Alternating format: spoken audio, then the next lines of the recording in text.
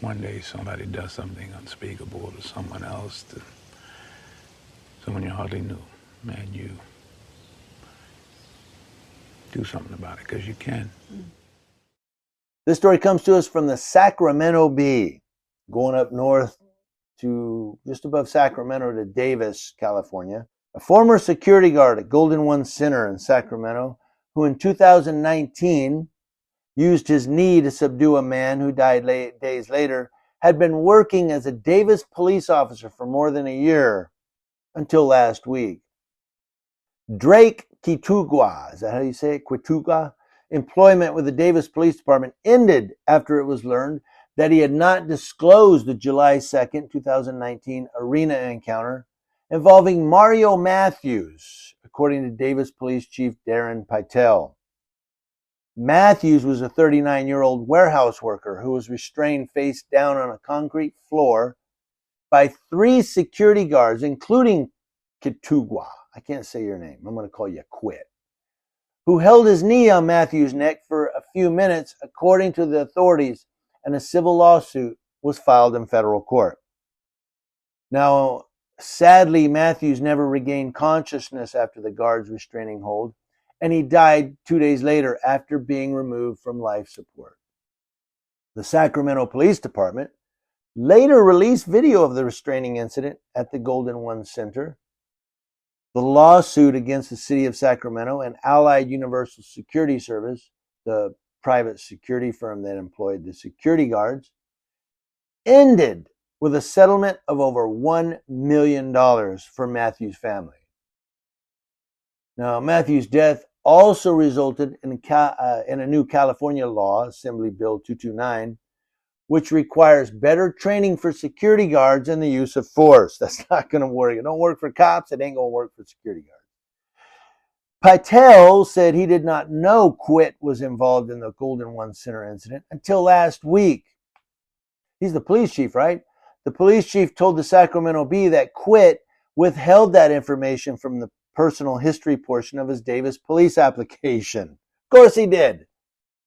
The officer's involvement in the 2019 incident was also missed in the department's background check during the hiring process. You guys listening here? Quit was using 2 legal first names, Drake, Daniel, while applying for the job, Drake and Daniel. Quit was hired in March of 2023 and was still within the 18-month probation period for new officers when Pytel ended his employment with the police department. And the police chief says, I reviewed the information and made the decision to let him go. The chief said his department is expanding its background search for new employees to include more than just one search engine, which is Google, which didn't turn up anything while searching for Quit using his 2 first names.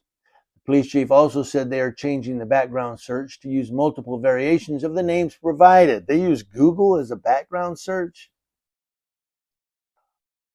California Peace Officer Standards and Training, that's POST, hiring guidelines require a background check from law enforcement agencies where the job candidate lives and works in.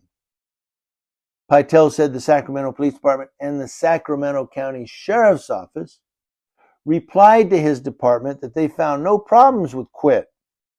The police chief said it's unclear why those searches came up empty, but he assumes Quit's 2 first names were the reason.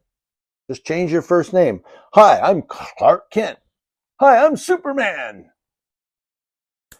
Chief Pytel said Quit's former employer, the security firm he used to work for, did not make any mention of the July 2019 incident at Golden One. So this guy was a security guard. They hold this guy down. He dies.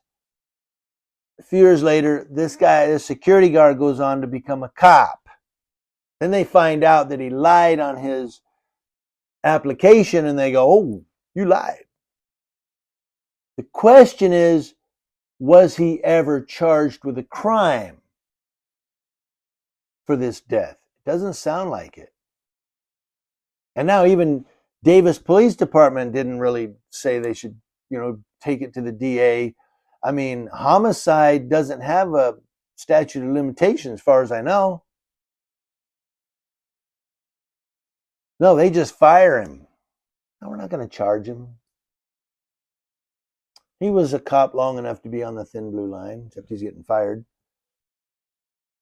Now, last week, a Davis police Facebook post shared details of a recent traffic stop in which Quit pulled over a vehicle and arrested a Woodland man on suspicion of driving under the influence of alcohol and possessing an illegal assault rifle found in the vehicle. Police said the rifle was loaded and had no registration serial numbers. Oops. Said it was a resident who noticed Quit's name regarding the recent traffic stop that led to his departure from the police department. How did that happen? A resident who works in media recognized Quit's name from reading articles in the Bee about Matthews' death and the subsequent civil lawsuit, Pytel said, not the criminal. The wrongful death lawsuit said Matthews, who weighed 125 pounds, was slammed face down to the concrete floor, handcuffed with his hands behind his back, before a security guard had a knee on Matthews' neck. Mario Matthews displayed heavily labored breathing for most of this time before becoming non-responsive, and that's usually how it works. I wonder if he said, "I can't breathe."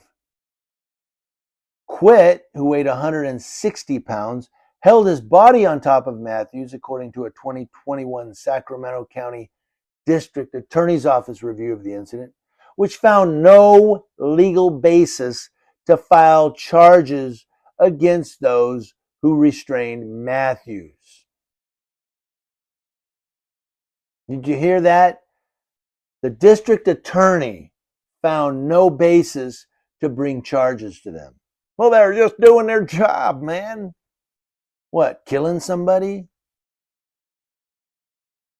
Unbelievable. The prosecutor said Quit used his knee to press down between Matthews' shoulder blades. Well, your lungs are right below that.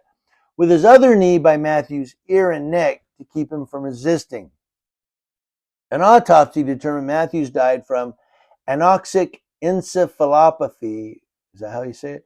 Due to acute methamphetamine intoxication in association with physical restraint and excited state. That's according to the DA's review of the incident. So, the autopsies, again, well, they didn't kill him now. He died from methamphetamine and being excited. And that's a way to cover for homicide, in my opinion. Guy had his knee on him. He goes unresponsive and he dies. You killed him. Even if it's negligent homicide, he's dead. You're not. The lawsuit was settled in 2022 for a $1.15 million payment from the city, an undisclosed amount from Quit's employer Allied Universal Security Service, which was then known as Universal Protection Service. And they couldn't use that because it's UPS. Oh, you got to change that to Allied. And we know how a lot of people feel about Allied. I'm just saying. But again, here's one where, this guy was a security guard, holds somebody down, they go unresponsive, and then they pass away. He's not charged with any type of homicide, becomes a police officer. They learn that he lied on his application, or maybe he didn't lie. Maybe he just withheld the truth. We'll just say it that way. Then he gets fired because they go, "Oh, you didn't reveal that." Still not charged with homicide. See what we're dealing with?